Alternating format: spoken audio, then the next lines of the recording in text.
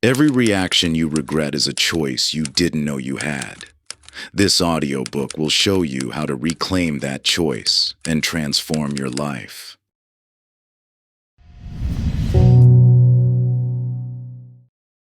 The Art of Not Reacting. Introduction. That split second when words escape your lips before your mind can catch them. The defensive stance that emerges before someone finishes speaking. The anxiety that takes control at the first hint of uncertainty. These moments of automatic reaction shape our lives in ways we'd rather not admit, creating ripples of regret that echo through our relationships, careers, and inner peace. You know these moments intimately. The sharp response to a well-meaning colleague that damages a professional relationship. The reflexive defensiveness that turns constructive feedback into painful conflict. The stress-fueled words to a loved one that linger long after the moment passes. Each instance represents a choice we didn't know we had. A hidden space of possibility we never learned to access. Between every stimulus and our response lies a dimension of freedom most of us never discover. This space, though infinitesimal in time, contains within it the power to transform our entire experience of life. It's the difference between being tumbled by the ocean's breaking waves and learning to surf them with purpose and even grace. This isn't about suppressing emotions or maintaining artificial calm. It's about accessing your innate capacity for conscious choice, a capacity that exists within you right now, waiting to be remembered rather than learned. While your reactive patterns may feel hardwired after years or decades of reinforcement, they represent habits of perception rather than unchangeable truth. The challenge of breaking free from reactive patterns is real. The momentum of lifelong habits, the speed of emotional triggers, and the complexity of modern life all seem to conspire against conscious response. Yet within you lies an awareness that remains untouched by reactivity, a deeper intelligence that knows how to respond rather than react. Imagine moving through life's challenges with genuine presence and choice. Picture your most triggering situations transformed, not through rigid control, but through a fundamental shift in how you perceive and relate to them. This becomes possible not by adding new techniques or forcing yourself to change, but by rediscovering your natural capacity for responsive living. This book illuminates the profound distinction between reacting and responding. A distinction that represents the fundamental divide between living at the mercy of circumstances and living from a place of authentic choice. Through this exploration, you'll discover how to access that crucial space between stimulus and response, where true freedom resides. This journey isn't about quick fixes or simple solutions. It's about transforming your relationship with life's inevitable challenges. As you develop the art of not reacting, you'll find yourself moving through life with greater wisdom, deeper connections, and the profound satisfaction that comes from living in alignment with your highest capabilities. The ocean of life will always have its waves, but you can learn to surf them rather than being tumbled by each surge. This possibility exists within you now. Let's discover it together. Chapter 1. The Autopilot Prison. You live in a world that your ancient brain was never designed to handle. Every day, your nervous system encounters stimuli that didn't exist for most of human evolution. Email notifications, traffic jams, social media updates, workplace politics. Yet your brain's threat detection system responds to these modern challenges with the same survival mechanisms that evolved to protect our ancestors from predators and physical dangers.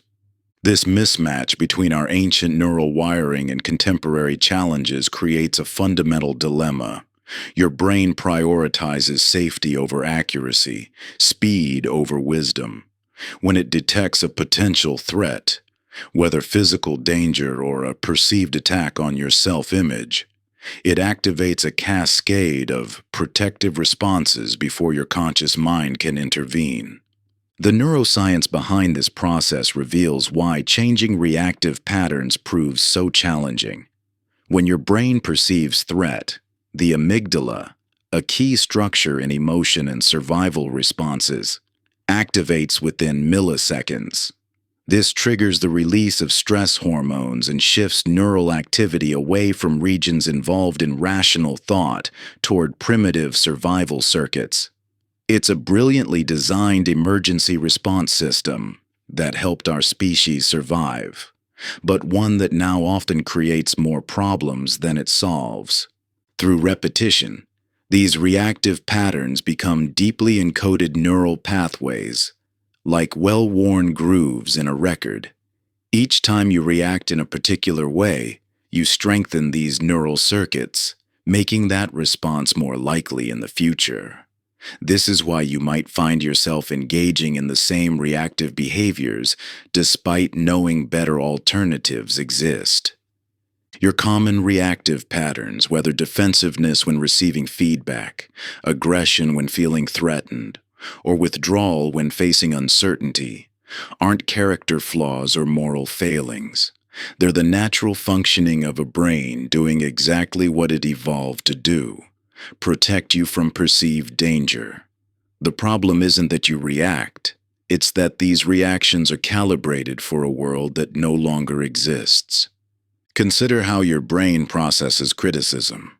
When someone questions your work or decisions, your threat detection system might interpret this as a survival threat, triggering the same physiological responses that helped our ancestors escape predators. Your heart rate increases, muscles tense, and blood flow shifts away from brain regions involved in nuanced thinking. Before you can access your wisdom or remember your communication training, you might find yourself defending, attacking, or shutting down. This reactive programming runs so deep that it operates beneath conscious awareness. Like a computer's operating system, it shapes your responses to life's challenges without you even realizing it's at work. You don't decide to become defensive or anxious. These reactions arise automatically based on how your brain interprets incoming information. The profound insight here is that bringing awareness to this process begins to transform it. When you understand that your reactions stem from ancient survival circuitry rather than personal weakness, you can begin to observe them with compassionate curiosity rather than judgment. This shift from unconscious reaction to conscious observation creates a crucial gap, a space where different possibilities can emerge. Your reactive patterns took root because at some point they helped you survive or cope with challenging situations. They represent your brain's best attempts to protect you, even if they now limit rather than serve you. Recognizing this allows you to approach your reactions not as enemies to be conquered, but as protective mechanisms that need updating. Think about your most common reactive patterns. Where do you notice yourself operating on autopilot? What situations reliably trigger defensive or avoidant responses? How do your body and emotions signal that you're entering reactive mode? These questions aren't about fixing or changing your reactions, but about developing the awareness that precedes any lasting transformation. Understanding the reactive mind reveals why traditional approaches to changing behavior often fall short. You can't simply think your way out of reactions that operate beneath the level of conscious thought.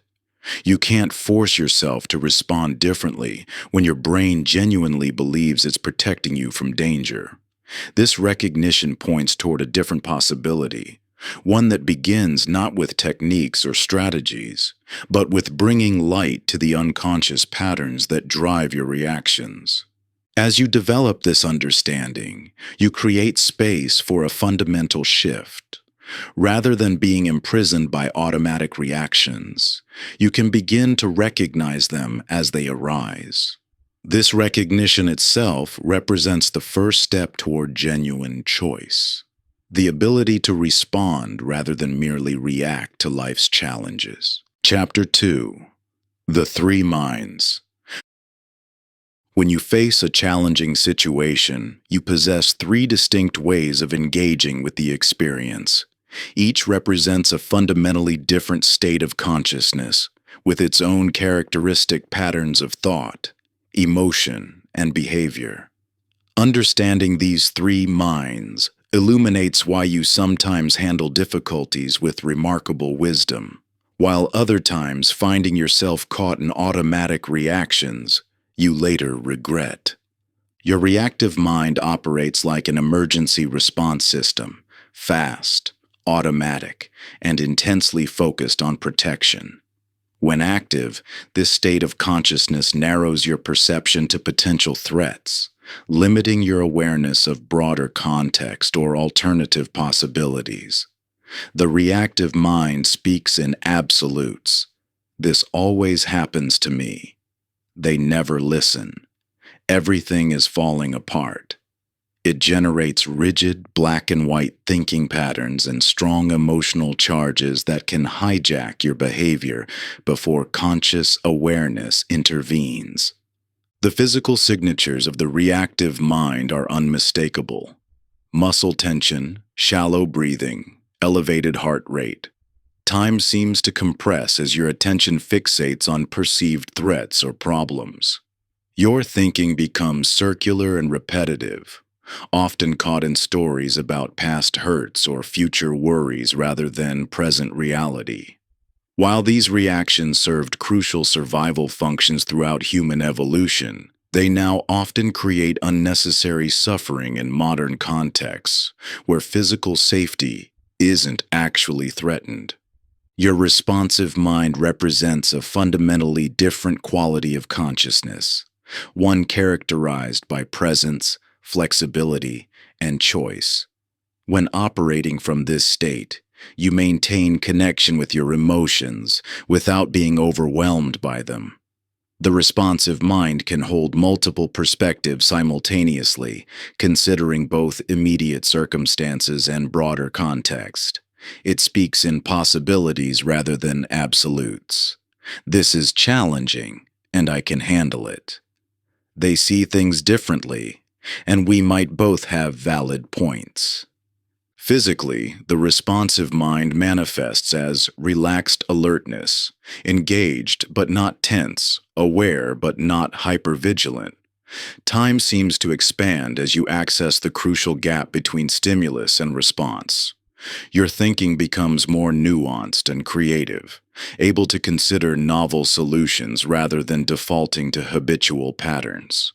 This state allows you to remain connected to your values and wisdom even amid difficulty.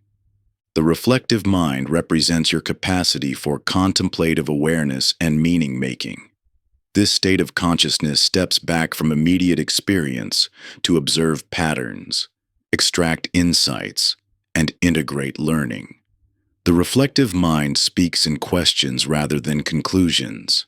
What can I learn from this? How does this pattern serve or limit me? What deeper truth lies beneath this challenge? In this state, your nervous system settles into deep calm, creating space for genuine insight to emerge. Your thinking becomes more systematic and holistic, able to recognize recurring themes and make novel connections. Time seems irrelevant as you access a broader perspective that transcends immediate circumstances. These three minds exist on a spectrum rather than as separate categories. You naturally move between them throughout your day, though modern life's constant stimulation tends to keep you trapped in reactive patterns. The goal isn't to eliminate the reactive mind. Its protective functions remain valuable in genuine emergencies. Rather, you can develop greater capacity to recognize which state you're operating from, and consciously shift when a different quality of engagement would better serve the situation. Consider how these minds manifest in your relationships, work, and daily challenges. Notice the situations that reliably trigger your reactive mind versus those that naturally evoke your responsive or reflective capacities. Where do you tend to get stuck in reactive loops? When do you most easily access responsive presence? These patterns reveal important insights about your current relationship with life's challenges. Most significantly, recognize that each of these minds represents an inherent human capacity rather than something you need to develop from scratch. You've experienced moments of profound presence and wisdom, just as you've experienced automatic reactivity. The key distinction lies in conscious recognition.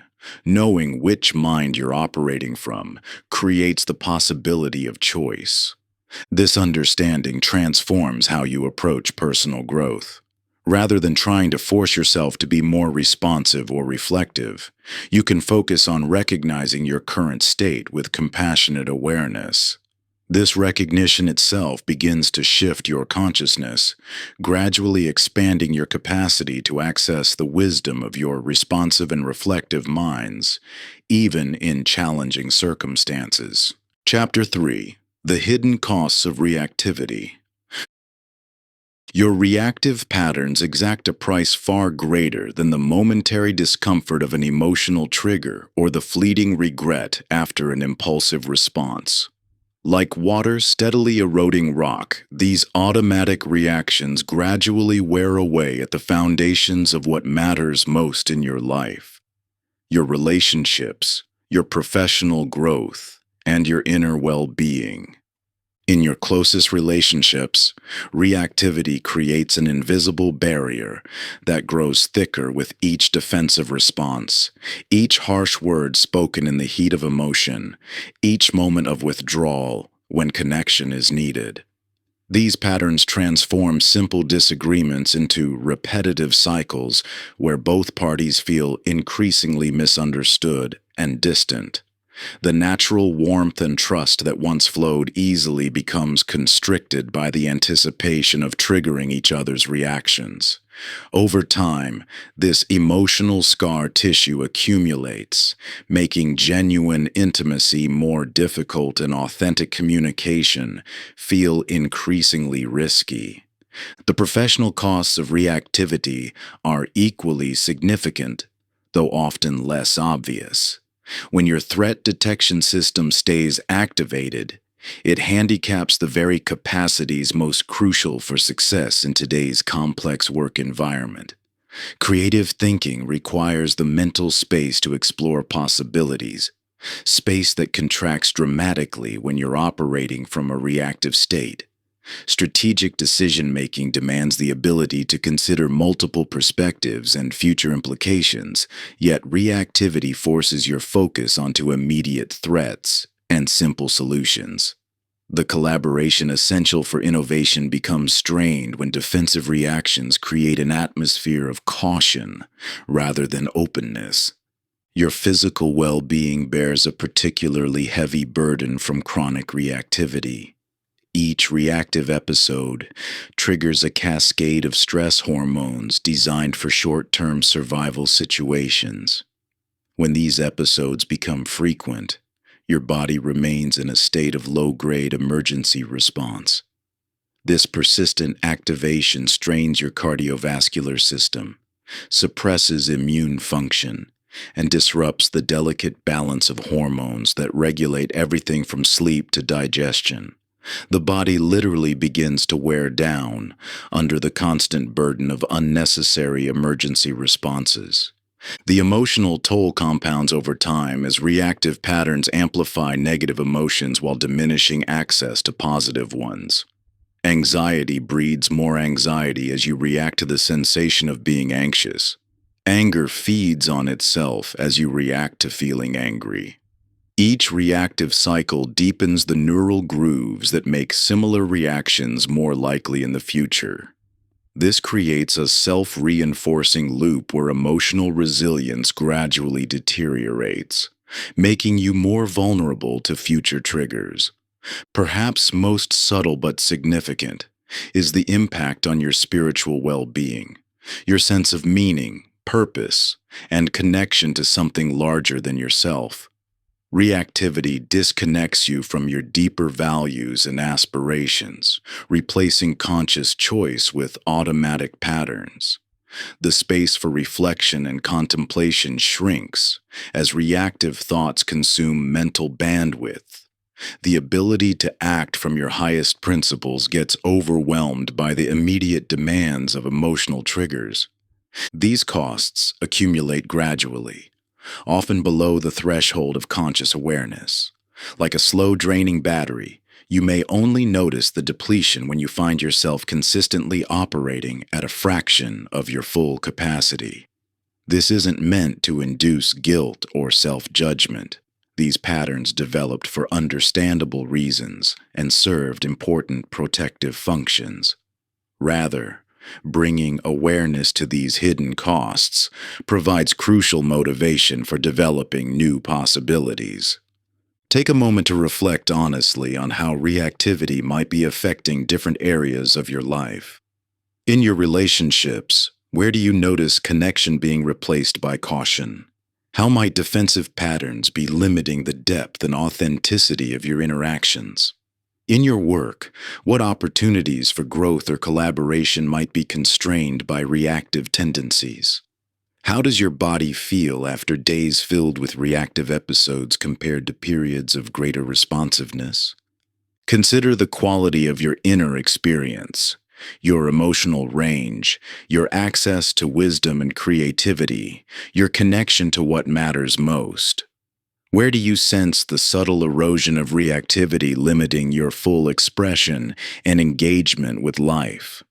What becomes possible when you operate from conscious choice rather than automatic patterns? This honest reflection serves not to criticize, but to illuminate. Understanding these hidden costs transforms them from unconscious limitations into powerful motivation for change.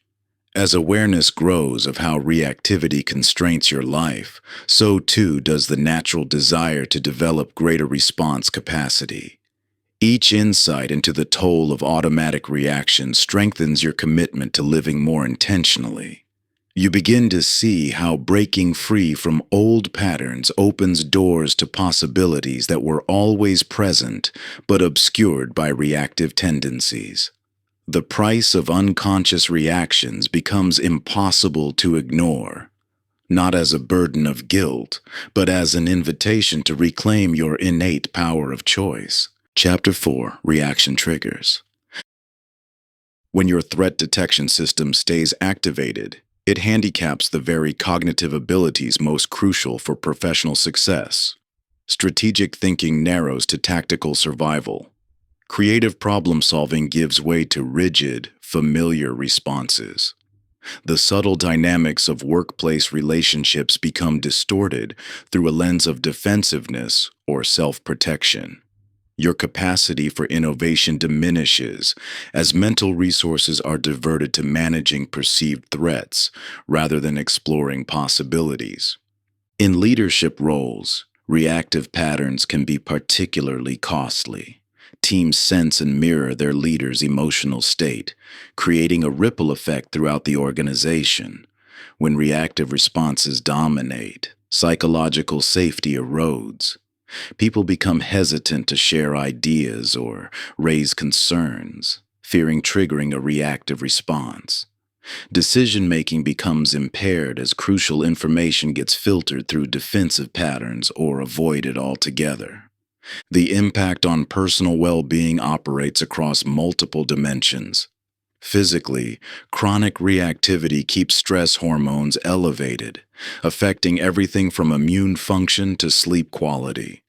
Your body remains in a subtle state of tension, prepared for threats that exist more in perception than reality. This persistent activation creates a foundation for health issues that may seem unrelated to emotional patterns. Emotionally, reactivity amplifies negative experiences while diminishing positive ones. When operating from reactive patterns, you're more likely to notice potential threats and disappointments while missing opportunities for connection and joy. The emotional landscape becomes increasingly narrow, dominated by defensive feelings rather than the full spectrum of human experience. The spiritual cost, using spiritual in the broadest sense of connection to meaning and purpose, may be the most profound. Reactive patterns disconnect you from your deeper values and aspirations. Instead of choices aligned with your authentic self, behavior becomes driven by automatic protective responses. The gap between who you aim to be and how you actually show up in challenging moments creates a persistent undertone of dissatisfaction. These costs compound in subtle ways. Reactive patterns in one domain tend to spill over into others. Work stress triggers relationship reactions. Relationship tensions affect physical well-being. Health challenges impact emotional resilience. The interconnected nature of these patterns means that improvement in one area often creates positive ripples throughout the system. Consider how reactivity might be affecting your own life. In your closest relationships, how often do conversations escalate into familiar patterns, where neither person feels heard? At work, how many opportunities for growth or connection might be passing by unnoticed, while attention remains fixed on potential threats? In your relationship with yourself, how much energy goes into managing or avoiding triggers rather than engaging fully with life? This isn't about judging yourself for having reactive patterns. These responses developed for important reasons and have likely served protective functions in your life. Rather, it's about seeing clearly how these patterns might be limiting your experience in ways that no longer serve you. Understanding these costs doesn't mean you should never react. Reactivity itself isn't the enemy. The goal is to develop greater awareness and choice in how you engage with challenging situations. The price of reactivity often becomes visible only in retrospect, like noticing erosion patterns after years of water flow. Yet becoming aware of these costs, while sometimes uncomfortable, creates natural motivation for developing new possibilities. When you recognize how reactive patterns might be affecting your relationships, work, and well-being, the value of developing response capacity becomes clear, not as an abstract ideal, but as a practical necessity for living the life you envision. The recognition of these hidden costs marks an important transition point. Rather than seeing reactive patterns as personal failings to be eliminated, you can view them as signals pointing toward areas where developing greater response capacity would be particularly valuable. This understanding creates a foundation for the work ahead, not from a place of self-criticism, but from genuine appreciation for the possibility of greater freedom and choice in life's most challenging moments. Chapter 5. The Body Speaks First. Your body speaks a language more ancient and reliable than words. Long before conscious thoughts form about a challenging situation, your physiology has already begun responding to potential threats. Like subtle changes in atmospheric pressure preceding a storm, your body offers early warning signals that, once recognized, can create precious moments of choice before reactive patterns take hold. The modern world trains us to override these bodily signals, prioritizing mental analysis over physical intelligence. We've learned to push through tension, ignore discomfort, and suppress the subtle messages our bodies send. This disconnection comes at a high cost, leaving us vulnerable to reactive episodes that seem to arise without warning. Yet your body never stops communicating. The wisdom of your nervous system operates continuously, monitoring your environment and relationship to every situation with exquisite sensitivity. When you're about to react, your physiology shifts in subtle but consistent ways. These shifts aren't random, they're intelligence in action, your body's attempt to prepare you for whatever challenge it perceives. Understanding these physical signatures of approaching reactivity transforms your relationship with challenging moments. Instead of being ambushed by reactions that seem to come from nowhere, you begin recognizing the early warning signs that precede emotional hijacking. Your body's reactive signature might include tension patterns, jaw clenching, shoulder tightening, or hands forming into fists. These muscle contractions often begin so gradually you might not notice them until they're fully established. Yet paying attention reveals how these patterns start building long before reactive behavior emerges. Breathing patterns offer particularly clear signals of approaching reactivity. Your breath might become shallow, rapid, or even temporarily stop. These respiratory changes directly influence your nervous system's state, either amplifying or dampening reactivity depending on how you respond to these early cues. Energy shifts provide another window into approaching reactivity. You might notice sudden restlessness, an urge to move, or conversely, a heaviness that feels like moving through mud. Some people experience nervous energy that manifests as fidgeting or inability to sit still. Others feel their energy collapse inward, a signature of the freeze response activating. Temperature changes often accompany approaching reactivity. You might feel heat rising in your face or chest, hands becoming cold, or a wave of warmth or chill moving through your body. These thermal shifts reflect changing blood flow patterns as your body prepares for potential threat response. The revolutionary insight isn't just that these signals exist, it's that they offer a direct path to greater response capacity. Your body's wisdom operates faster than thought, providing immediate awareness of how situations are affecting you. This somatic intelligence doesn't require analysis or interpretation. It simply presents clear information about your current state and trajectory. This isn't about developing perfect body awareness or catching every subtle signal. It's about reclaiming a natural capacity that's been overshadowed by modern life's emphasis on cognitive processing. Your body already knows how to communicate these signals. Your task is simply learning to listen again. When you tune into these physical messages, you discover they're remarkably consistent and reliable. The same challenging situations tend to produce similar bodily signatures.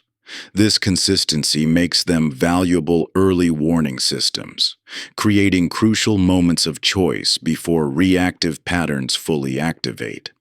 This somatic awareness fundamentally changes your relationship with triggering situations.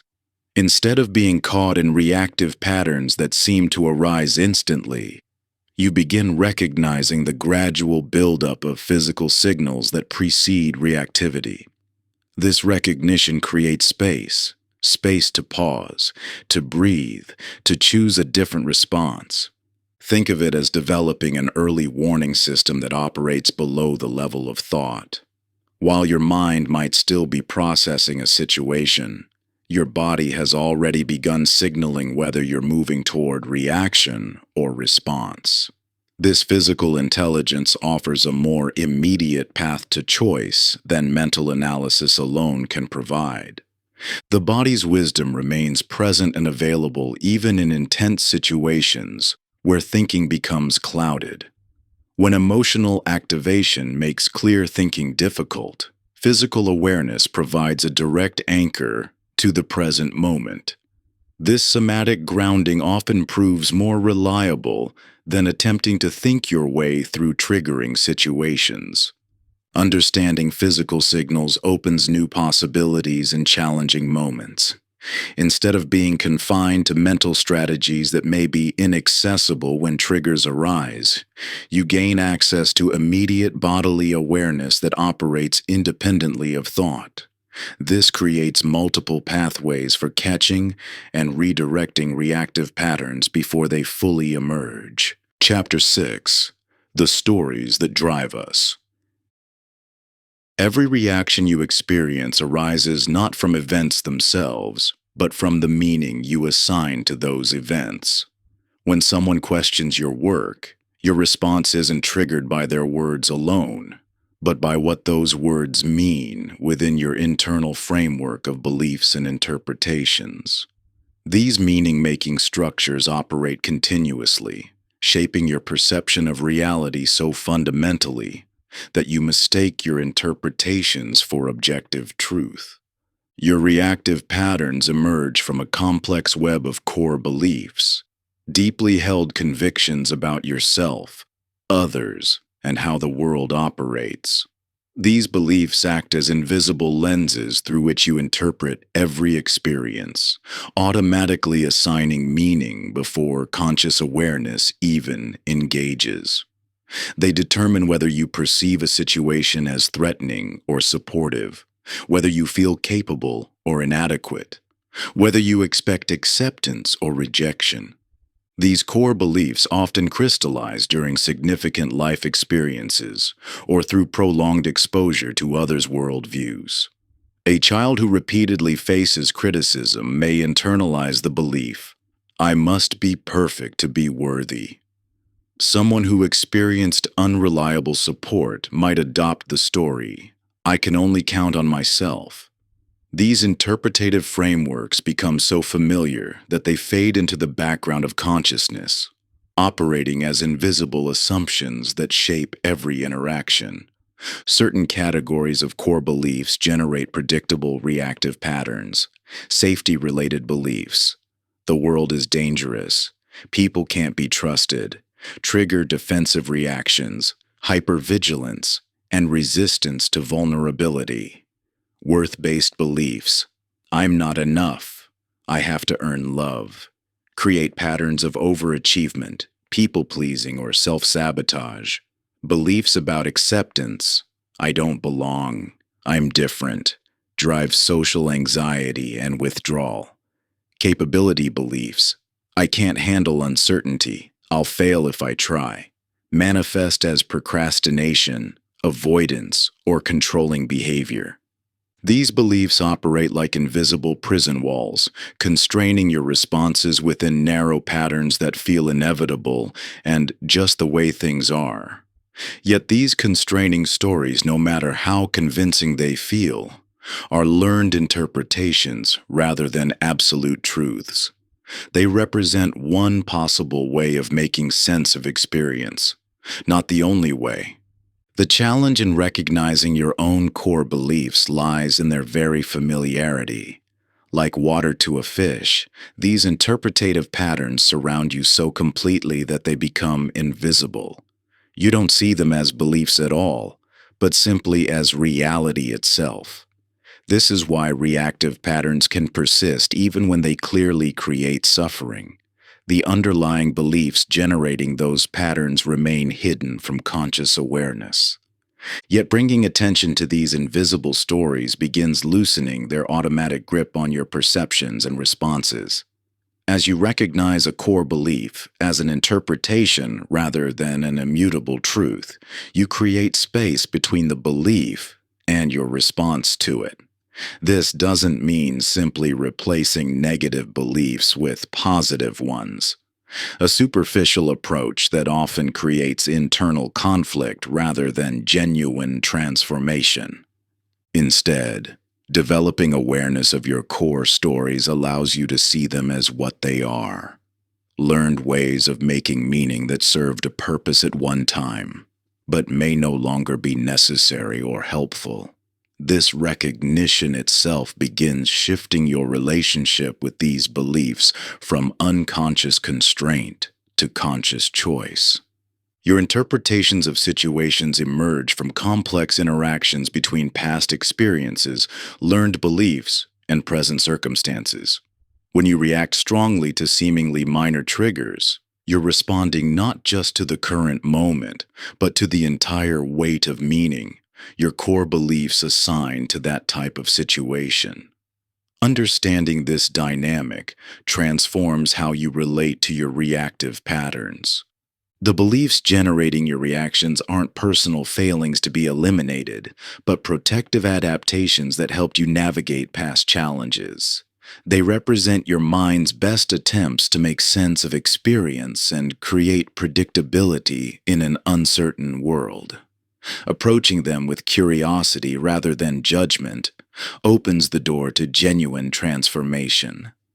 Examining your core beliefs requires courage. It means questioning familiar ways of seeing that may have defined your sense of reality for years or decades.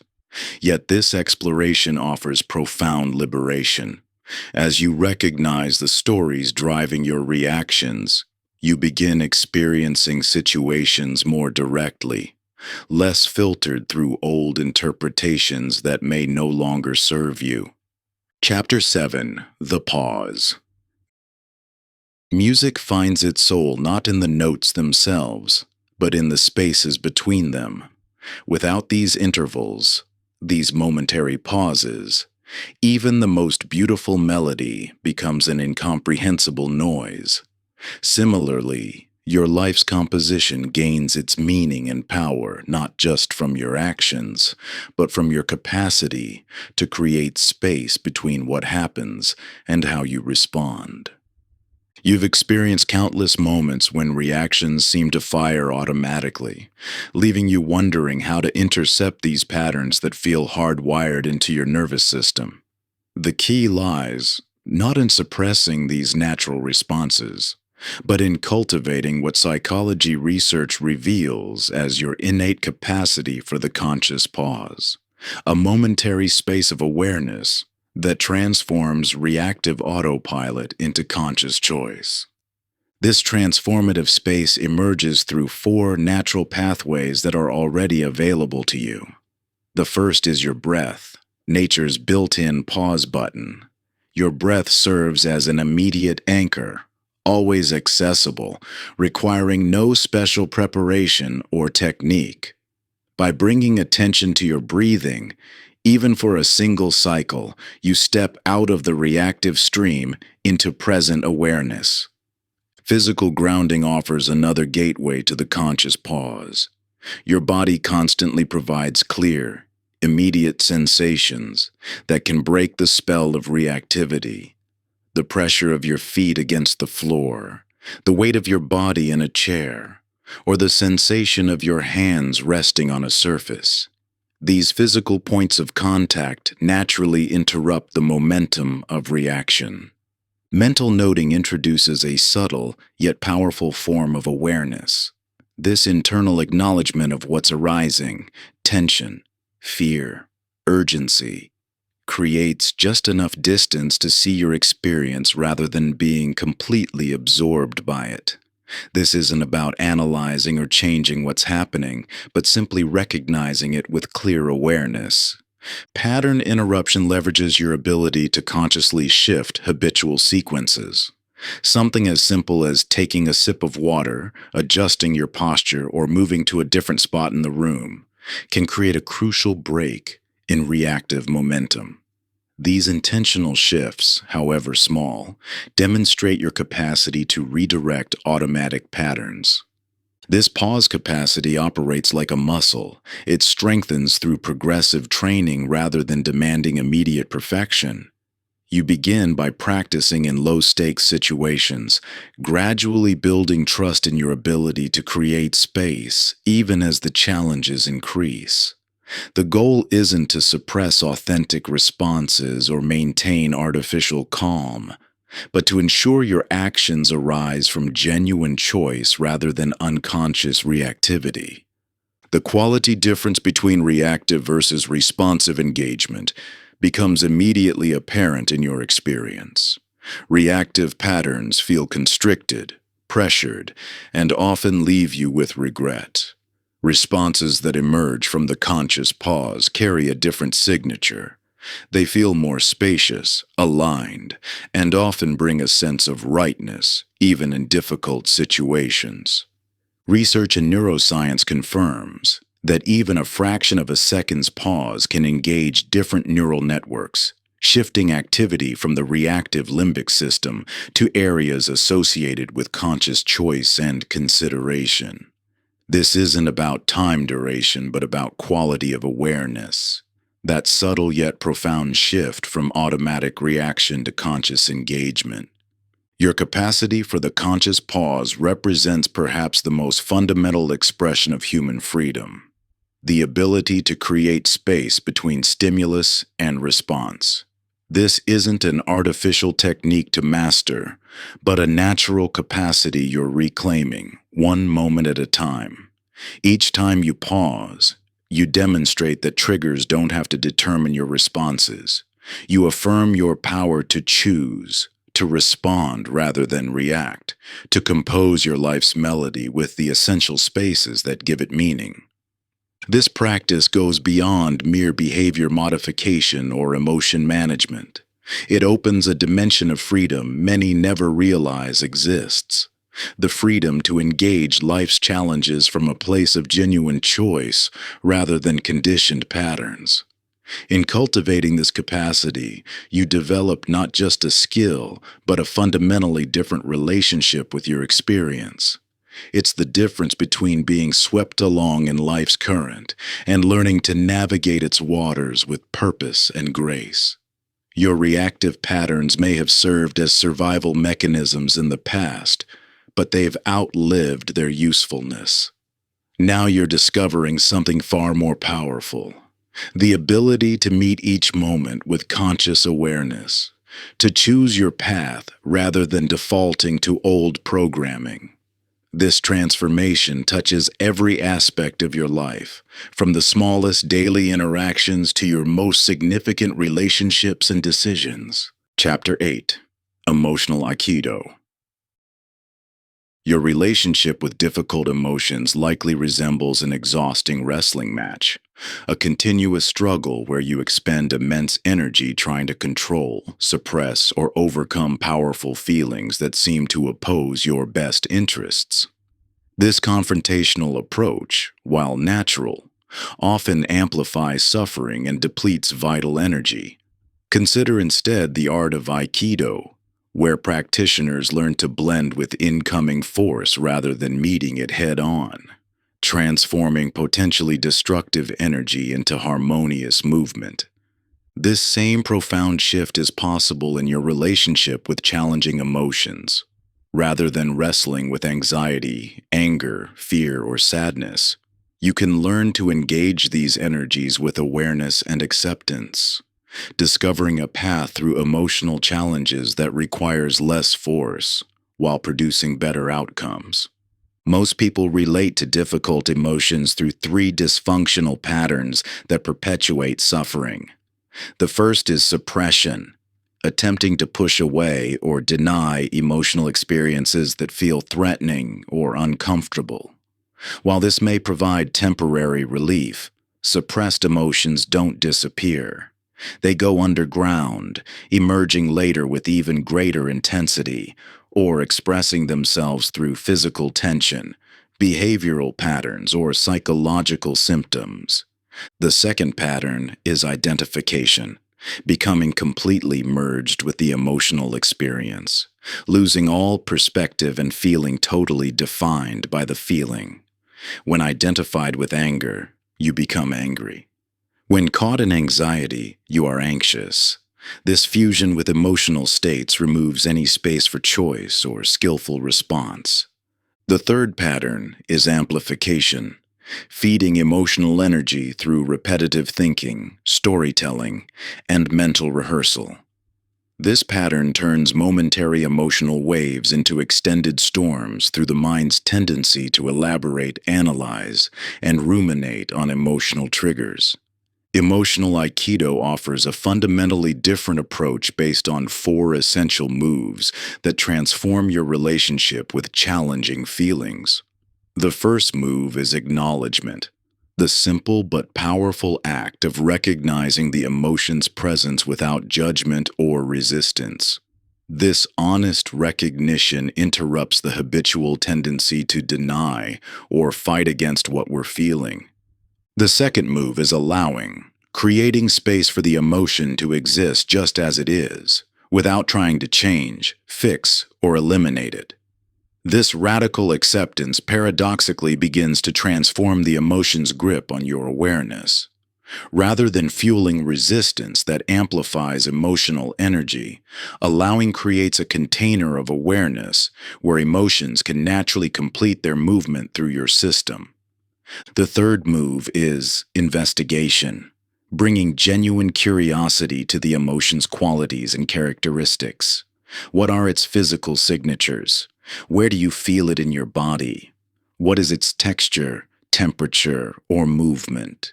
This intimate attention shifts you from being lost in the emotion story to engaging directly with its raw energy. The fourth move is non-identification, recognizing that while emotions arise within your awareness, you are the awareness containing them rather than the emotions themselves. This subtle but profound shift in perspective creates crucial breathing room between you and intense emotional states. Research in neuroscience and psychology continues to validate this approach, demonstrating how bringing mindful awareness to emotional experiences activates brain regions associated with emotional regulation while reducing activity in areas that perpetuate stress responses. Studies show that people who develop this capacity recover more quickly from emotional challenges and display greater resilience in the face of difficulty. This isn't about becoming emotionally invulnerable or achieving some idealized state of calm. Rather, it's about developing a more skillful relationship with the full spectrum of human emotion.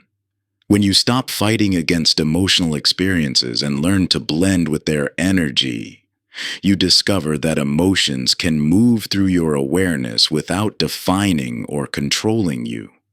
The profound difference lies in removing the secondary layer of struggle that typically accompanies difficult emotions.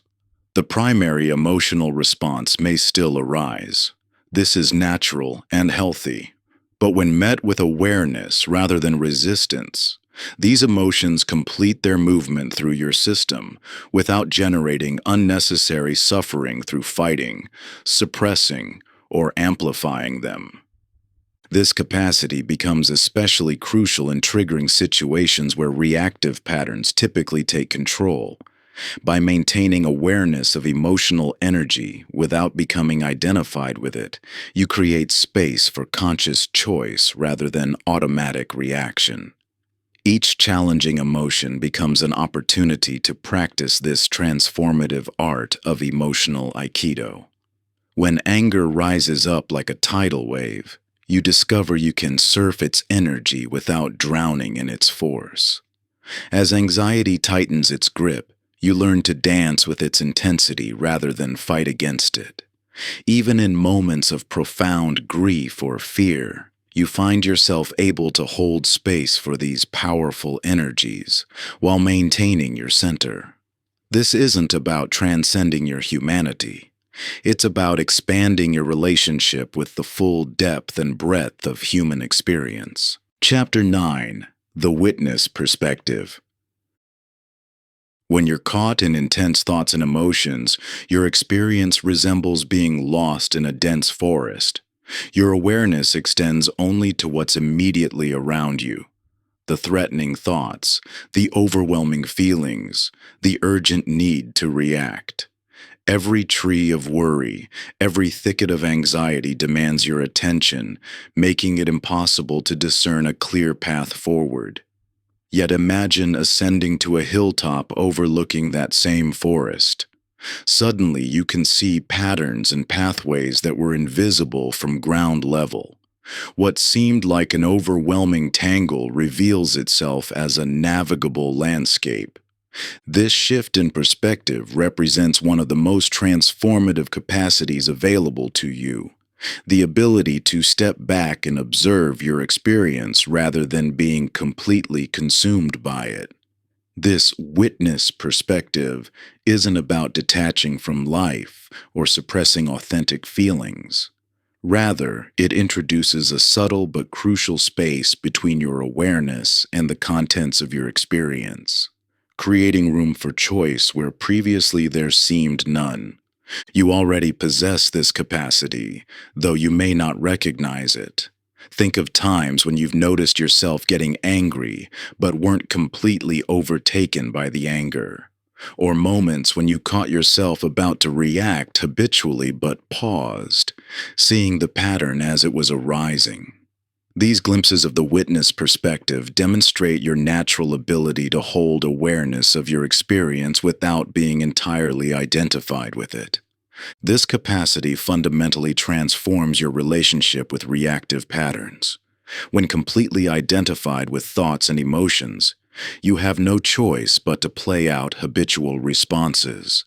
But from the witness perspective, you can see reactions arising without being compelled to act them out. You become aware of the mental commentary, emotional surges, and physical sensations that typically drive reactivity. But now they appear as contents of experience rather than commands that must be obeyed. Many misconceptions exist about this perspective. Some believe it means becoming cold or distant, disconnecting from feelings, or rising above human experience. Others imagine it requires years of meditation or special spiritual attainment. These views miss the essential nature of the witness perspective. It enables fuller, more genuine engagement with life by freeing you from compulsive reactivity. Rather than suppressing or bypassing difficulty, this perspective allows you to meet challenging experiences with greater presence and skill. You can acknowledge anger fully while maintaining enough perspective to choose how to express it. You can feel anxiety completely while recognizing it as a temporary state, rather than an all-defining reality. This creates the possibility of responding wisely even amid intense experiences. Developing this capacity is like strengthening any other natural ability. It requires practice but builds on what's already present.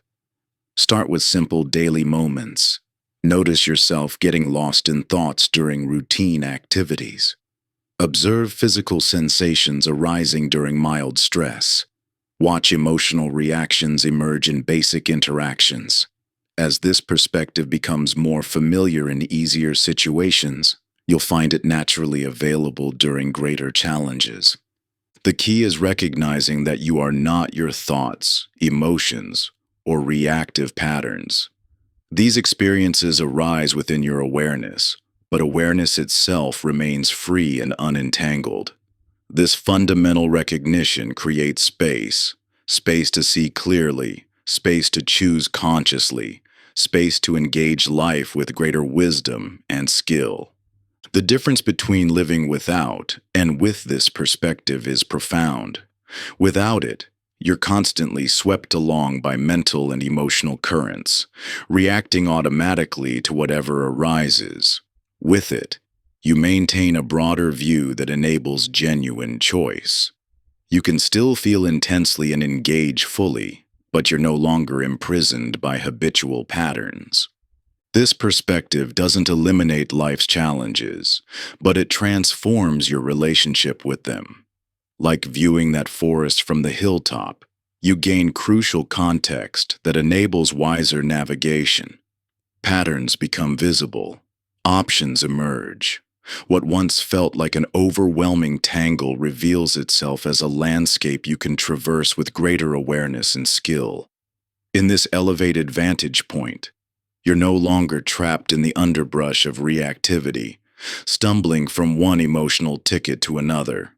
Instead, you see the natural rhythm of your inner landscape, how thoughts flow into emotions, how triggers connect to responses, how apparent obstacles often mask hidden pathways. This broader view doesn't make the terrain less complex, but it gives you the clarity to move through it with purpose rather than panic. Chapter 10: Values as Compass.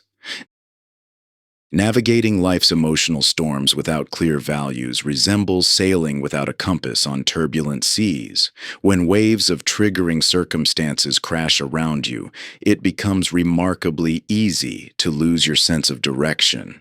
In those intense moments, you might find yourself making choices based purely on emotional impulse or immediate pressure, only to later realize these reactions pulled you far off course from what truly matters. This disorientation stems from a fundamental challenge. When you haven't clearly identified what matters most to you, your responses default to whatever seems most urgent at the moment. The temporary relief of lashing out in anger might override your deeper commitment to understanding. The immediate comfort of avoiding conflict might supersede your value of honest communication. The reflexive need to control might override your aspiration to trust and empower others. Values serve as your internal compass, providing consistent direction regardless of external circumstances. Unlike goals, which represent specific destinations, values embody the qualities of being and action that give your life meaning. Courage, authenticity, compassion, growth, connection. These are not endpoints to reach, but ongoing expressions of who you choose to be. When you operate from reactive patterns, you essentially navigate by the loudest voice in the moment: fear, anger, insecurity, or the urgent need to protect yourself. While these impulses serve important protective functions, allowing them to solely guide your choices often leads to responses you later regret. Values-based responding offers a profound alternative: the ability to acknowledge intense emotions while choosing actions aligned with your deeper principles. This alignment doesn't mean ignoring or suppressing authentic feelings. You can feel angry while choosing to respond with respect. You can experience fear while acting with courage. You can acknowledge hurt while maintaining compassion. Values don't eliminate the challenge of difficult situations, but provide a framework for engaging with them wisely. The process of clarifying values requires distinguishing between authentic personal values and internalized shoulds. Those external expectations and obligations you've absorbed, but don't truly resonate with your core being. True values energize and inspire, even when living them proves challenging. They feel like authentic expressions of who you are at your best, not imposed rules you're struggling to follow. Values clarification also reveals how different values might seem to conflict in certain situations. Your value of honesty might appear to clash with your value of compassion when deciding whether to share difficult feedback. Your commitment to personal growth might seem at odds with your value of stability when considering major life changes. Rather than viewing these as irreconcilable conflicts, consider how you might honor multiple values simultaneously through thoughtful response. Even when clearly identified, values can feel distant during emotional activation. The key lies in developing practical ways to reconnect with them amid challenging circumstances. This might involve asking yourself, what matters most here beyond my immediate reaction? Or, how would I choose to respond if I were being true to my deepest values? These questions create crucial space between trigger and response, allowing your values to inform your choices. The profound difference between reactive versus values-aligned responses becomes evident in their outcomes. Reactive choices might bring momentary relief, but often damage what matters most: relationships, opportunities for growth, your own sense of integrity. Values-based responses, while sometimes more challenging in the moment, create ripples aligned with your deeper aspirations. Think of values as the foundation that supports wise action even when emotions run high. They don't eliminate the intensity of triggering situations, but provide steady guidance for navigating them. This guidance proves especially crucial when facing complex decisions without clear right answers. By returning to what matters most, you access wisdom beyond immediate reactive impulses. Your values represent your unique constellation of meaningful principles. They aren't rules to follow, but expressions of who you choose to be. When clearly identified and consistently connected with, they transform reactive patterns into opportunities for aligned response. Even amid life's most challenging moments, values illuminate the path forward, helping you navigate by what truly matters rather than what merely demands attention. Chapter 11. The Response Toolkit. Attempting to navigate challenging situations without reliable approaches mirrors trying to repair complex machinery without proper tools. You know something needs fixing, you can see the problem clearly, but lacking the right implements leaves you struggling ineffectively, growing increasingly frustrated as your efforts fail to create meaningful change. Understanding common triggers and developing trusted approaches doesn't guarantee perfect responses, but it provides essential tools for meeting life's inevitable challenges. Just as a skilled craftsperson relies on specific tools for different tasks, you can develop targeted approaches for various triggering situations that commonly arise. When receiving criticism, the immediate impulse often drives defensive reactions, explaining, justifying, or counterattacking. This protective response typically escalates tension while preventing genuine learning. A more effective approach begins with consciously slowing down the interaction. Taking a deliberate breath creates space to recognize that criticism, while uncomfortable, rarely represents the emergency your nervous system suggests. This pause allows you to shift from defensive reaction to curious investigation. Conflict situations present unique challenges because they often trigger cascading reactions between parties. When someone raises their voice or becomes aggressive, your system naturally prepares for fight or flight. Rather than engaging this escalation cycle, you can anchor yourself through physical grounding, feeling your feet on the floor, noticing the sensations of breathing. This embodied awareness helps maintain presence rather than getting pulled into reactive patterns. Uncertainty activates deep survival programming because historically, the unknown could mean danger. Your system responds to modern uncertainties about relationships, career, or decisions with the same alarm it would give a mysterious sound in the dark.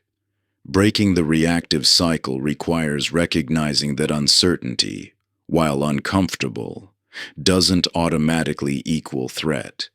You can acknowledge the discomfort while remaining grounded in present reality rather than catastrophic possibilities.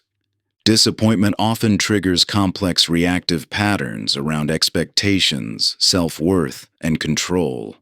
When hopes or plans fall through, you might spiral into self-criticism or blame. A more skillful approach involves creating space to feel the natural sadness of disappointment without amplifying it through narrative. This enables responding from wisdom rather than wounded reactivity. When facing others' reactivity, the challenge involves maintaining your own center rather than being pulled into their emotional field. Like standing in strong waves, you can stay grounded while letting the energy move around you. This doesn't mean becoming cold or distant, but rather remaining present without taking on others' reactive states. The key distinction across all these approaches involves shifting from unconscious reaction to conscious engagement. This isn't about perfecting responses, but developing reliable tools that support access to your natural wisdom. Having trusted approaches builds confidence to meet challenging situations, knowing you have options beyond automatic reactions. In practice, these approaches require consistent attention and refinement.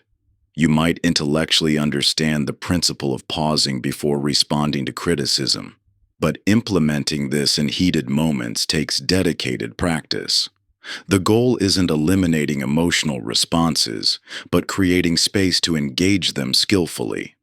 Think of these approaches as training wheels, temporary supports that help develop new patterns of engagement.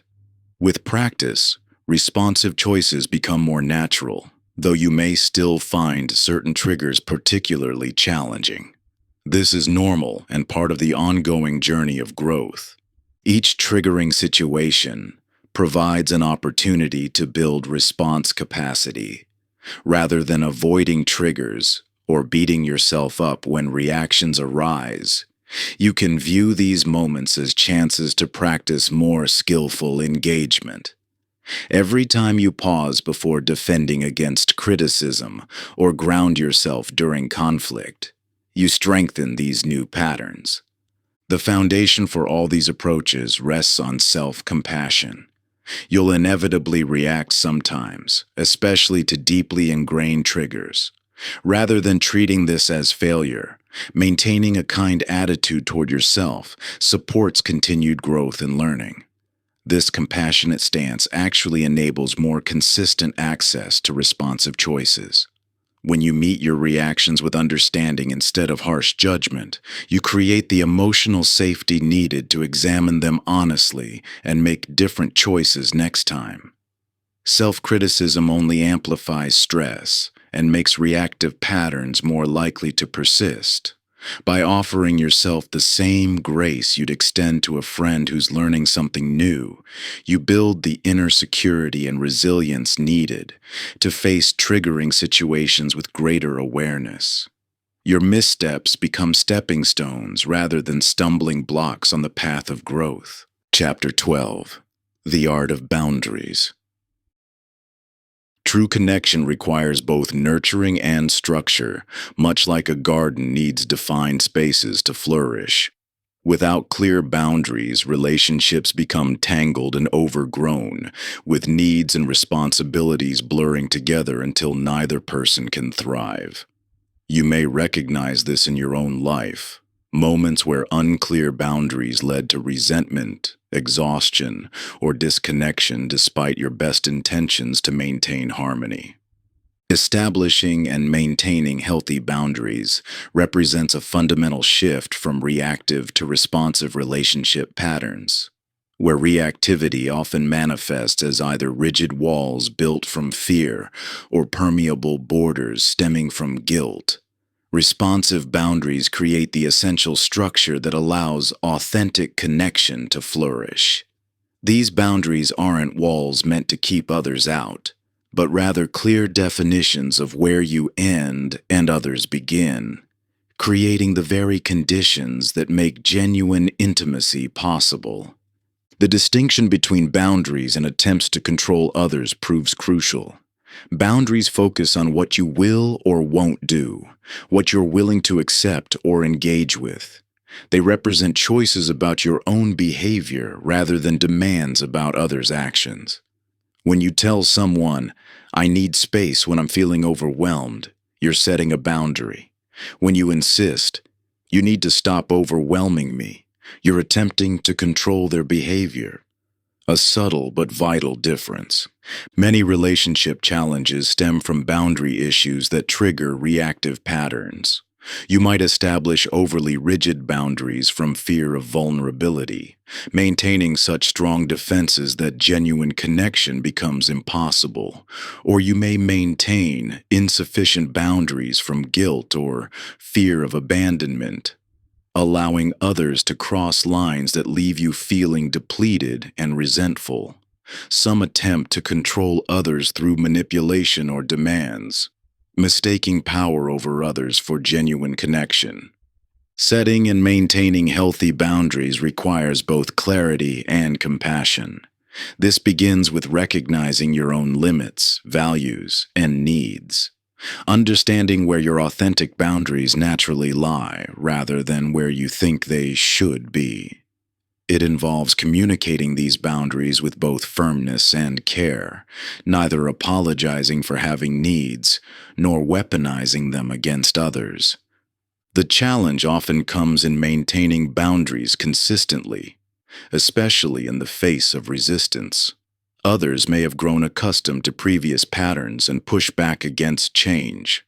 This is where reactive patterns typically emerge, either backing down to keep peace or rigidly enforcing boundaries through anger or withdrawal. The responsive approach involves maintaining boundaries with steady clarity while remaining open to genuine connection. Healthy boundaries paradoxically create the safety required for authentic intimacy. When both people in a relationship know where they stand and trust that they can be honest about their needs and limits, genuine closeness becomes possible. This differs markedly from relationships built on unclear boundaries, where people either merge uncomfortably or maintain distance out of fear. The depth of connection possible through clear boundaries often surprises those accustomed to boundary-less relating.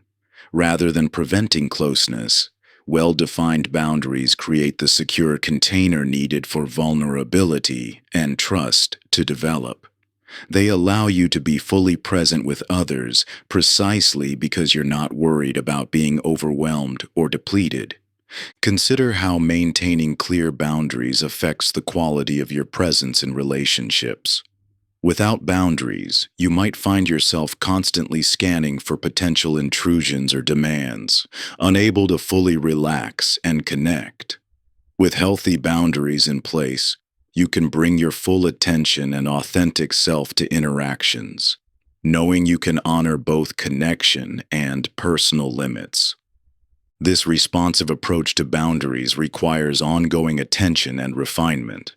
As relationships evolve and circumstances change, boundaries may need adjustment. The key lies in maintaining awareness of where boundaries serve the relationship's highest good, and where they may have become unnecessarily rigid or harmfully permeable. The true art of responsive boundaries lies in holding them with both strength and flexibility, firm enough to create safety but flexible enough to allow for growth and deepening connection. This balance enables relationships to evolve naturally while maintaining the essential structure that supports genuine intimacy. Much like the banks of a river that contain its flow while allowing the water to shape them over time, your boundaries must possess both resilience and adaptability. Too rigid, and they become walls that block meaningful connection. Too permeable, and they fail to provide the container necessary for trust to flourish. When you master this dynamic balance, your relationships gain the freedom to deepen organically within a framework of mutual respect and understanding. Chapter 13. Response. Ability in relationships. The deepest human need lies in genuine connection, yet our reactive patterns often create the opposite effect, widening the distance between ourselves and others even as we desperately try to bridge it. You've likely experienced this paradox. The more intensely you attempt to make someone understand your perspective during a heated moment, the further apart you feel. Or perhaps you've noticed how defensive responses automatically arise before your partner finishes speaking, creating an invisible wall that blocks true connection before it can occur. Responsive presence transforms relationships at their foundation by addressing three fundamental disconnections that reactive patterns create. First, reactivity disconnects us from ourselves. When triggered, we lose touch with our authentic experience, becoming identified with defensive thoughts and emotions that hijack our natural wisdom. This self-disconnection shows up as either aggressive pushing away or anxious people-pleasing, both reactions that separate us from our genuine needs and feelings. The second disconnection occurs in relation to others. Rather than perceiving people as they actually are in the present moment, reactivity causes us to interact with projections based on past experiences or future fears. This projection creates a self-fulfilling prophecy where we respond to our assumptions about others rather than their reality, inevitably degrading connection quality. The third disconnection removes us from the present moment itself. Caught in memories of past hurts or anxieties about future scenarios, we miss the actual person and situation before us. This time-traveling tendency of the reactive mind means we're rarely fully present for the genuine connection opportunities that continually arise in our relationships. Responsive presence offers a profound alternative to these disconnecting patterns. Rather than perfect communication techniques, it emphasizes the fundamental quality of awareness we bring to interactions. This presence manifests as the capacity to stay connected with our authentic experience while remaining open to others, even during challenging exchanges. Consider how this might transform a typical triggering interaction. Instead of immediately defending against perceived criticism, responsive presence allows you to feel the initial emotional response while maintaining awareness of the larger relationship context. Rather than speaking from reactivity, you can pause to sense what's actually needed in the moment, perhaps simple listening or gentle clarification rather than defensive explanation. This presence practice develops through progressive engagement with three key capacities. First, the ability to notice when you've become reactive without judgment or self-criticism. Second, the skill of reconnecting with your authentic experience beneath reactive patterns. And third, the capacity to maintain connection with others even while experiencing challenging emotions. Developing these capacities requires patience and self-compassion, as relationship patterns often have deep roots in early experiences. Yet, even small shifts in presence quality can create significant positive changes in relationship dynamics. A single moment of choosing presence over reactivity can interrupt escalating conflicts and open space for genuine understanding. The profound difference between reactive versus responsive communication lies not in specific words or techniques, but in the quality of presence underneath them. Reactive communication, even when technically skillful, carries an energetic signature of defense or demand that others invariably sense. Responsive communication, even when imperfect in form, conveys an underlying presence that invites genuine connection. This responsive presence practice extends beyond challenging interactions to everyday moments. Each ordinary exchange becomes an opportunity to strengthen your capacity for present moment connection. Simple interactions like greeting your partner in the morning or talking with a colleague can become occasions for practicing this quality of engaged awareness. With sustained attention to responsive presence, relationship patterns gradually transform at their foundation. Rather than managing surface behaviors, you address the root cause of disconnection, the loss of present moment awareness in interactions. This creates the conditions for authentic intimacy to arise naturally, without forcing or manipulation. The essence of this practice lies in recognizing that beyond all communication techniques and relationship strategies, the quality of presence we bring to each moment fundamentally shapes our connections. When we learn to stay present with ourselves and others, even amid challenging emotions, we create the foundation for the deep understanding and intimacy we all seek. This truth transcends superficial advice about maintaining eye contact or using the right words. It points to something far more fundamental in human connection. Your authentic presence acts as an invisible bridge, allowing others to feel truly seen and understood. In those moments when you remain fully available despite discomfort or uncertainty, you access a deeper dimension of relationship that no amount of tactical maneuvering can replicate.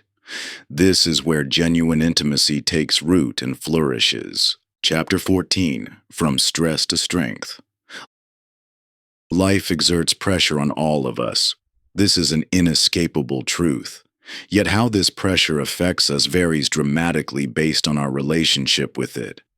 Consider how different materials respond under pressure. Some shatter like brittle glass, others deform like cheap plastic, while still others, like carbon under intense heat and pressure, transform into diamonds. These different responses illuminate a profound truth about human resilience. When pressure mounts in your life, whether through work demands, relationship challenges, or life transitions, your default response likely falls into one of two categories. You might find yourself pulling away through subtle forms of avoidance, procrastinating on important tasks, numbing through endless social media scrolling, or maintaining a rigid facade of fine, while anxiety builds beneath the surface. Or perhaps you tend toward over-engagement, working longer hours, obsessing over details, or pushing yourself harder in an attempt to control mounting pressure. Both these reactive patterns stem from a fundamental misunderstanding of pressure itself. Pressure, in its essence, is neutral, neither inherently destructive nor beneficial. Like the force that either crushes carbon or transforms it into diamond, the outcome depends not on the pressure itself, but on how it's received and channeled. Understanding pressure's dual nature reveals a crucial distinction. There's a profound difference between harmful stress that overwhelms your resources and beneficial challenge that expands your capabilities. The same pressure that breaks one person strengthens another, not because of inherent differences in capacity, but because of their relationship with pressure itself. This relationship begins with the meaning you assign to pressure. When you interpret pressure as a pure threat, your system mobilizes for survival, triggering reactive patterns that either push pressure away or become consumed by it. But when you recognize pressure as a potential catalyst for growth, something remarkable shifts. The physiological stress response doesn't disappear, but it transforms from overwhelming threat to manageable challenge. Responsive resilience emerges from this shifted perspective. Rather than attempting to eliminate pressure, impossible, or power through it, unsustainable, responsive resilience engages pressure with presence and wisdom. This means recognizing when pressure serves growth versus when it threatens well-being. It means engaging challenges that stretch your capabilities while maintaining inner balance. Your capacity for responsive resilience doesn't come from adding new techniques or forcing yourself to handle more pressure. Instead, it emerges naturally when you shift how you relate to pressure itself. This shift begins with recognizing that pressure, like any force of nature, can either work for or against you, depending on how you engage with it. Consider how water pressure at extreme depths crushes most objects but allows certain sea creatures to thrive. These creatures don't resist pressure. They're adapted to work with it. Similarly, responsive resilience doesn't mean becoming tougher, but rather more adaptable, learning to channel pressure in ways that serve rather than harm. This transformation begins by examining your current relationship with pressure. Notice your default reactions when pressure mounts. Do you automatically resist, trying to push it away? Do you become consumed by it, losing perspective and balance? Simply observing these patterns without judgment creates space for a different response to emerge. Moving from reactive patterns to responsive resilience doesn't happen through force or rigid control. It develops through understanding pressure's nature and gradually shifting how you engage with it. This means learning to distinguish between pressure that signals needed growth versus pressure that requires healthy boundaries. It means developing the discernment to know when to lean in and when to step back. The key lies in maintaining inner space, even as external pressure mounts. Think of how a strong container doesn't eliminate pressure, but rather channels it productively. Your capacity for responsive resilience grows as you develop this inner container, the ability to hold pressure without being overwhelmed by it. Pressure will always be part of life. The question isn't how to eliminate it, but how to engage it wisely. As you develop responsive resilience, you'll discover that many of the pressures that once seemed overwhelming become opportunities for growth and transformation. Not because the pressures changed, but because your relationship with them has fundamentally shifted. The same forces that once pushed you off balance now strengthen your foundation. The challenges that used to drain your energy become catalysts for discovering untapped reserves of capability within yourself. This isn't magical thinking. It's the natural result of learning to work with pressure rather than against it. Your growing capacity to hold space around difficulty allows you to see options and possibilities that were always there, but remained hidden behind the fog of reactivity. Chapter 15. Digital Reactivity. In today's hyper-connected world, the space between stimulus and response has become increasingly compressed. The digital realm presents unique challenges to our capacity for responsive living, often triggering reactivity before we even realize we've been activated. The devices meant to connect us more deeply often become conduits for our most reactive patterns, amplifying emotional contagion and encouraging impulsive engagement. Your nervous system responds to digital stimuli differently than in-person interactions. Without the natural pacing of face-to-face communication, the subtle body language cues, and the built-in pauses that allow integration, digital spaces can bypass your normal reflective capacities. Every notification, every scroll, every interaction is optimized to trigger dopamine release and emotional engagement, creating a perfect storm for reactive patterns. This heightened reactivity manifests in numerous ways. You might notice yourself getting caught in heated exchanges over relatively minor disagreements, your heart racing as you craft the perfect response to prove your point. Or perhaps you find your attention fragmenting, unable to focus deeply as the pull of potential notifications creates constant background tension. You may experience the polarizing effect of digital spaces, where nuanced perspectives collapse into binary thinking and tribal reactions. The challenge isn't simply about willpower or digital abstinence. These technologies are now fundamental to modern life and work. The key lies in understanding how digital environments affect your nervous system and consciousness, then developing skills for mindful engagement that align with your deeper values and intentions. Digital spaces are specifically designed to activate your threat detection system through several key mechanisms. The endless scroll mimics the vigilance required in uncertain environments, keeping your nervous system in a subtle state of arousal. The removal of normal social cues creates an anonymous audience effect that can amplify defensive reactions. Algorithms prioritize emotionally charged content that triggers stronger reactions, creating an artificially heightened environment. Understanding these dynamics reveals why traditional approaches to digital wellness often fall short. Simply trying to use willpower to resist these carefully engineered triggers or attempting to maintain perfect boundaries rarely creates lasting change. A more effective approach begins with understanding how your own reactive patterns interact with digital design. Your digital reactions often mirror your broader reactive patterns, but with amplified intensity. If you tend toward people-pleasing in regular life, you might find yourself compulsively checking responses to your posts. If you struggle with comparison in daily life, social media likely intensifies this tendency.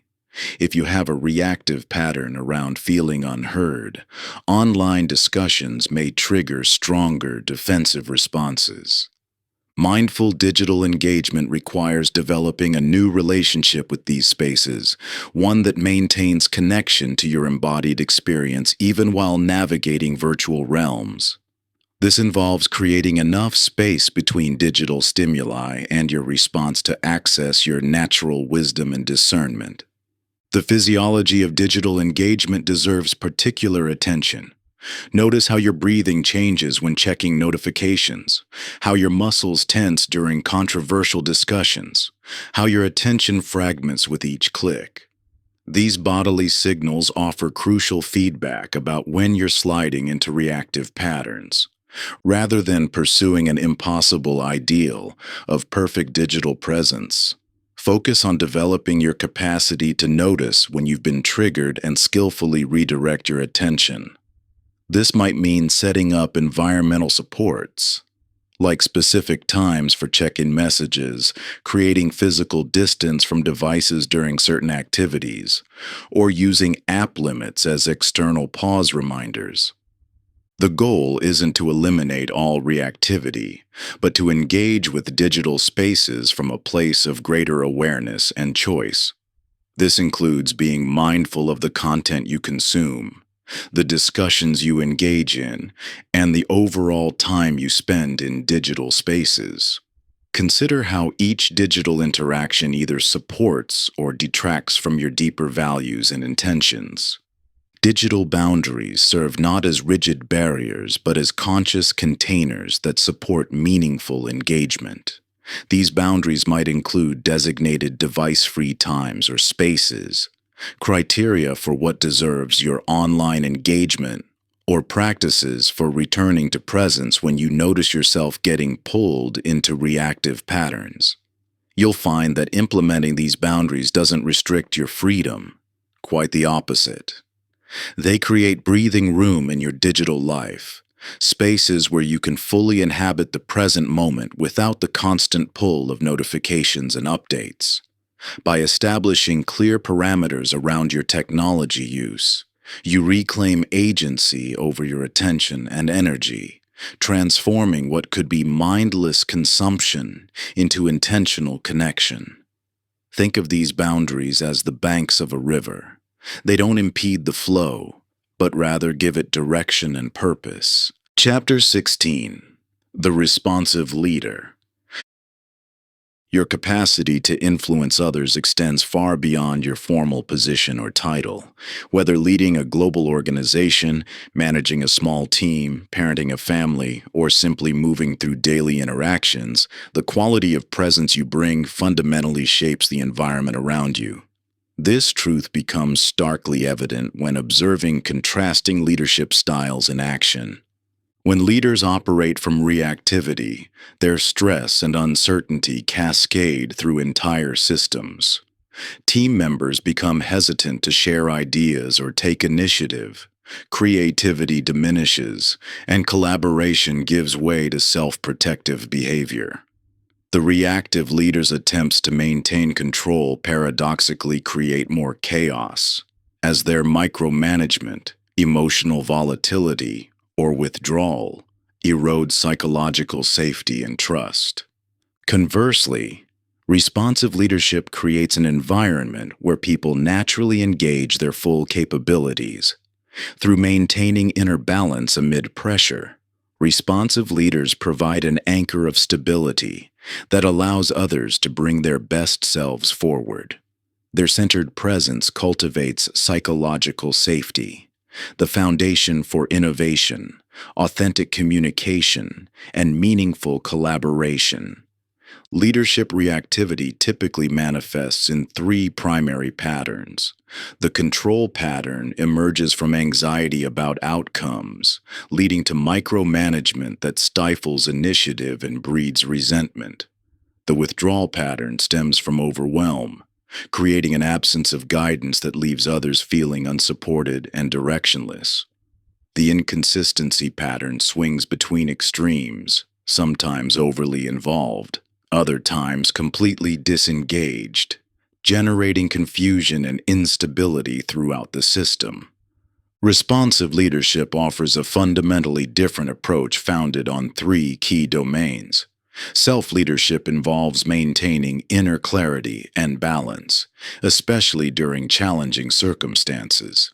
This requires ongoing awareness of your own reactive tendencies and a commitment to grounding in your core values and purpose. Rather than suppressing normal human responses to pressure, self-leadership means acknowledging these responses while choosing to engage from a more centered place. Relational leadership focuses on creating genuine connection and psychological safety. This involves staying present with others rather than becoming defensive or controlling when tensions arise. Responsive leaders recognize that their primary impact comes not through directives, but through the quality of presence they bring to interactions.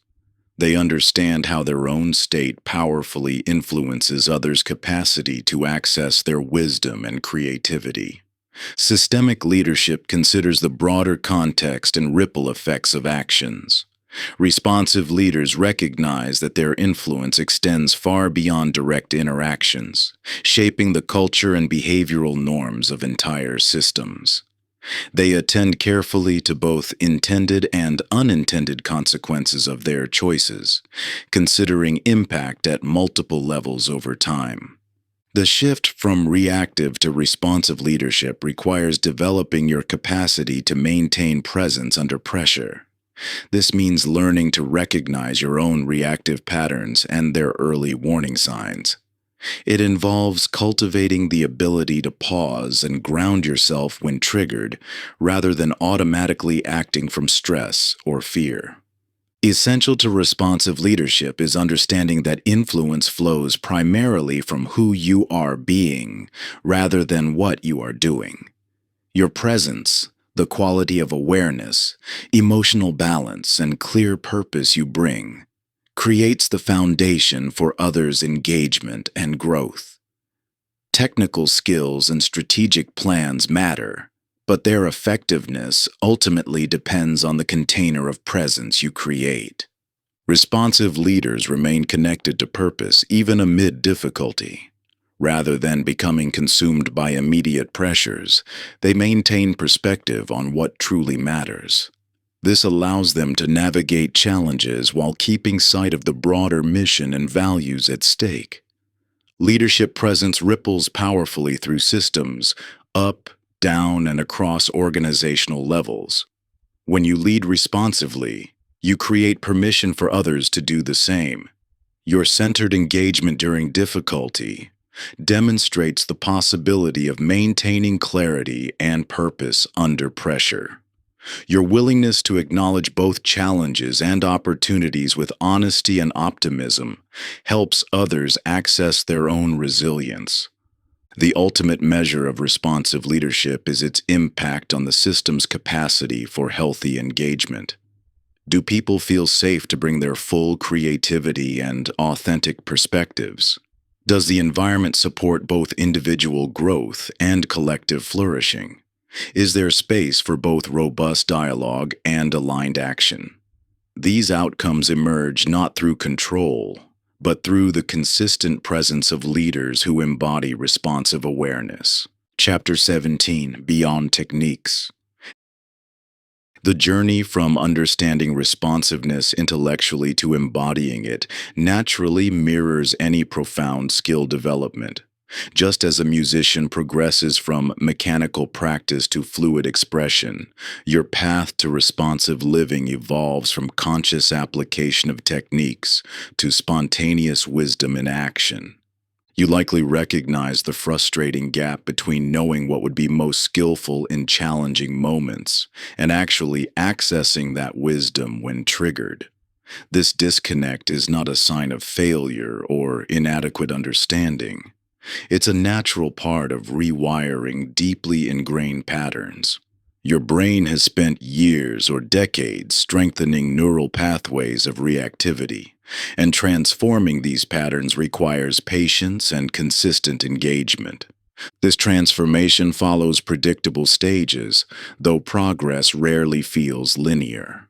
Initially, you might notice reactive patterns only after they've played out fully. With continued practice, you begin catching reactions while they're happening, creating brief moments of choice. Eventually, you develop the capacity to notice triggers arising before full reactivity takes hold, enabling genuine responsive choice more consistently. Understanding this developmental arc helps maintain perspective during inevitable setbacks. Each reactive episode becomes an opportunity for deeper learning rather than evidence of failure. Small wins that might seem insignificant, like noticing tension arising slightly earlier or recovering from reactions more quickly, actually represent crucial rewiring of neural pathways. The key to this integration lies not in perfecting techniques, but in bringing quality of presence to ordinary moments. Rather than treating responsiveness as something to practice separately from real life, you weave awareness into daily activities. Every interaction becomes an opportunity to strengthen responsive capacity, just as a musician's ear develops through constant listening beyond formal practice sessions. This approach transforms common obstacles into stepping stones. When motivation wanes, reconnecting with how reactivity impacts what matters most naturally renews commitment. When progress seems slow, zooming out to notice subtle shifts in your relationship with challenging situations reveals growth that's easy to miss day to day. The distinction between mechanical application of techniques and embodied responsiveness becomes clearer through experience. Initially, you might consciously remember to pause, breathe, or step back during difficulty. While valuable, this stage feels somewhat artificial, like a beginning musician thinking through each note. As neural pathways strengthen through consistent engagement, responsive choices emerge more naturally, like a skilled musician expressing freely through their instrument.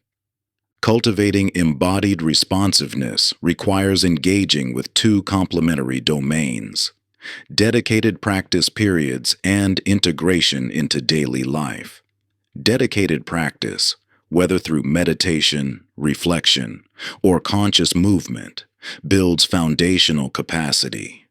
But true transformation happens through bringing that same quality of presence into ordinary moments, especially challenging ones. This developmental process mirrors how the brain naturally learns complex skills. Just as driving eventually becomes automatic despite initially requiring intense concentration, responsive patterns gradually replace reactive ones through consistent engagement.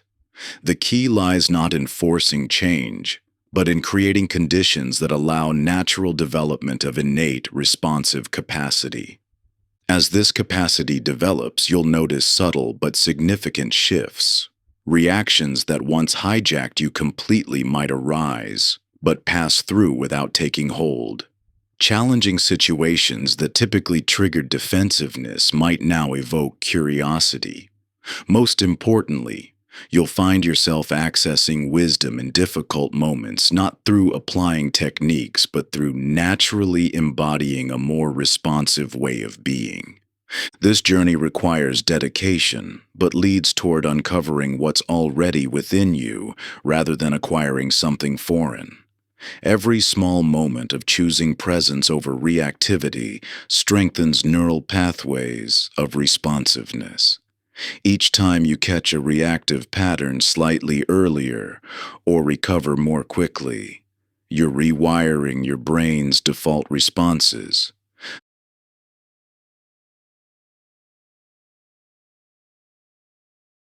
The quality of your engagement matters more than the quantity of practice time. Bringing genuine curiosity and compassion to whatever arises, including reactive patterns, creates more lasting transformation than mechanical repetition of techniques.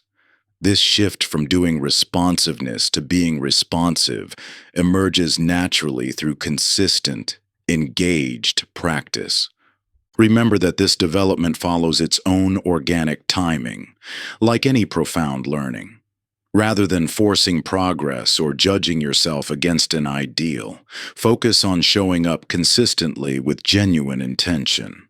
Trust that each moment of practice, whether it feels successful or not, contributes to rewiring patterns at a deeper level. Your brain and nervous system have their own wisdom about the pace of transformation. Pushing harder rarely accelerates genuine growth. Some days you'll notice dramatic shifts in your responses, while other times progress may feel subtle or even stalled. This natural ebb and flow is not only normal, but necessary, allowing new neural pathways to strengthen and integrate fully. What matters most is maintaining steady engagement with an open heart, knowing that lasting change emerges through patience and persistent presence rather than force. Chapter 18. The Journey Continues. Your journey toward responsive living mirrors the fundamental paradox of all meaningful growth. The very challenges that appear to block your path actually create the conditions necessary for deeper development.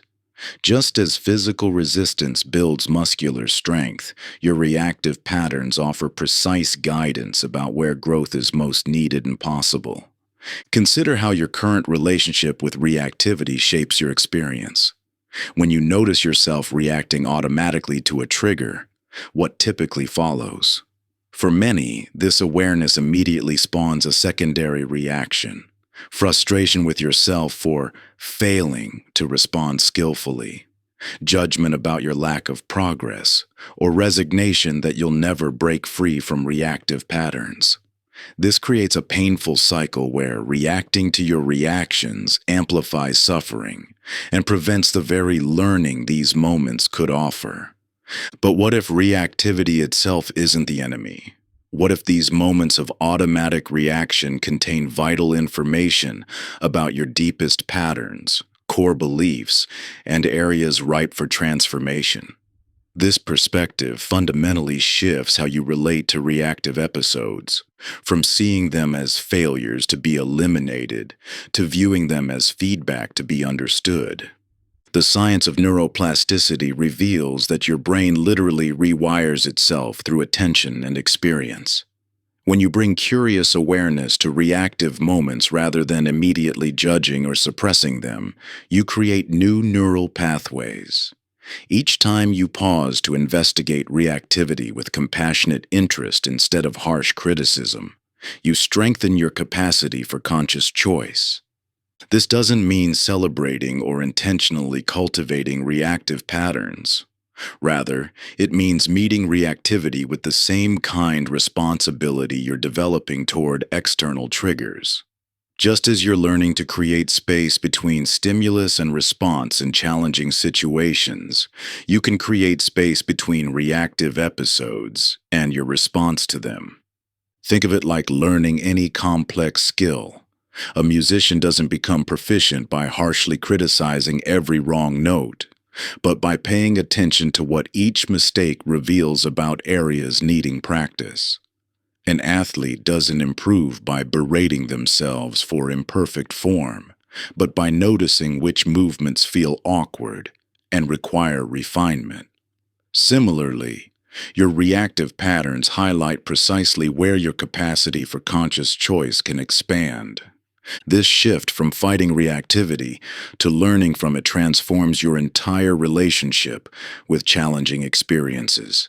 Instead of creating an endless cycle of reaction and self-judgment, you develop the capacity to meet reactive moments with curious compassion. What triggered this reaction? What beliefs or fears drove the automatic response? What needs were you attempting to meet through reactivity? These questions invite exploration rather than criticism. The key lies in distinguishing between the initial reactive moment and your subsequent relationship with it. You may not always be able to prevent the initial reaction. Your nervous system responds to perceived threats faster than conscious awareness. But you always have a choice about how to engage with reactivity once you notice it arising. This choice point represents the crucial difference between being caught in cycles of reaction and using reactive moments for growth. Approaching reactivity with curious compassion doesn't mean passively accepting harmful patterns. Rather, it means creating the conditions necessary for genuine transformation.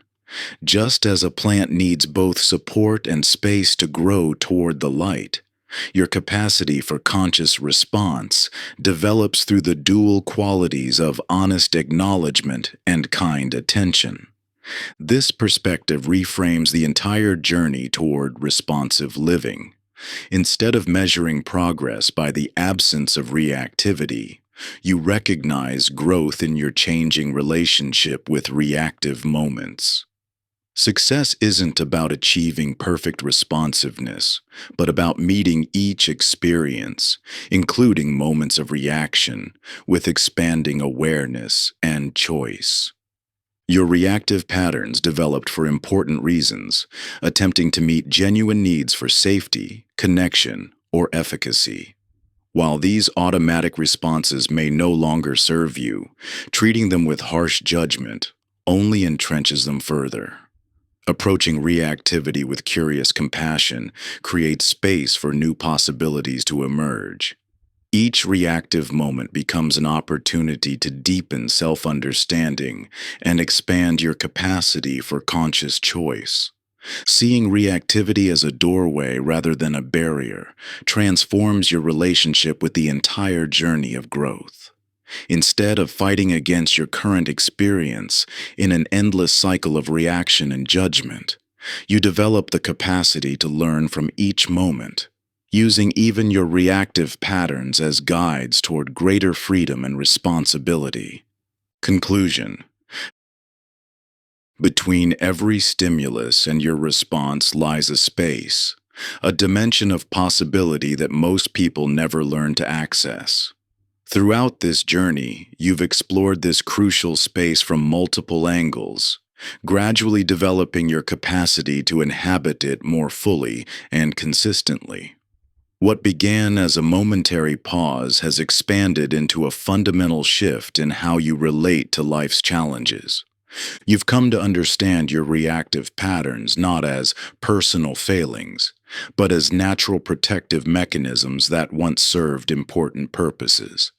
By mapping your personal landscape of triggers, tracking physical signals, and uncovering core beliefs, you've gained crucial self-knowledge that creates choice where previously there seemed none. This understanding hasn't eliminated reactivity, nor was that ever the goal, but it has transformed your relationship with reactive moments from sources of shame into opportunities for deeper insight. The practices you've explored, from the conscious pause to emotional aikido to the witness perspective, aren't techniques to perfect, but rather gateways to your natural capacity for presence and choice. Each time you create space between trigger and response, work skillfully with difficult emotions, or step back to see more clearly, you strengthen neural pathways of responsiveness.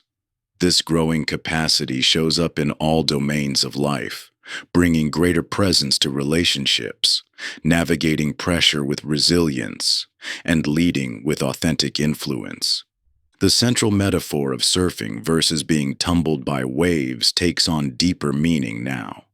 You've developed the ability to read the water's patterns, maintain balance amid turbulence, and move with rather than against life's inevitable forces. While you can't control the waves themselves, you've discovered something far more valuable: the capacity to engage with whatever arises from a place of centered presence. This journey doesn't end here. Responsive living isn't a destination, but an ongoing practice of expanding consciousness and choice. Each challenge you encounter offers an opportunity to deepen this capacity further. The freedom you've discovered isn't found in controlling external circumstances, but in your ability to meet life's full range of experiences with growing awareness and skill. Remember, your reactive patterns require years to develop and strengthen. The path of responsive living asks for patience, self-compassion, and sustained dedication to this practice of conscious choice. But with each moment you pause, each time you choose presence over reactivity, you reclaim more of your natural state of freedom. You already possess everything needed for this journey. The capacity for responsive living isn't something to acquire, but rather to uncover, like clearing away clouds to reveal the vast sky that was always present. As you continue integrating these insights and practices, you'll find yourself inhabiting that space of possibility between stimulus and response with growing confidence and ease. This is the promise of responsive living, not a life free from challenge, but one where you meet each moment with authentic presence, guided by conscious choice rather than automatic patterns. The freedom you seek isn't found in perfect calm, but in your expanding capacity to engage fully with life while maintaining connection to your deepest wisdom and values. Thank you for listening to my audiobook. You've taken the first step.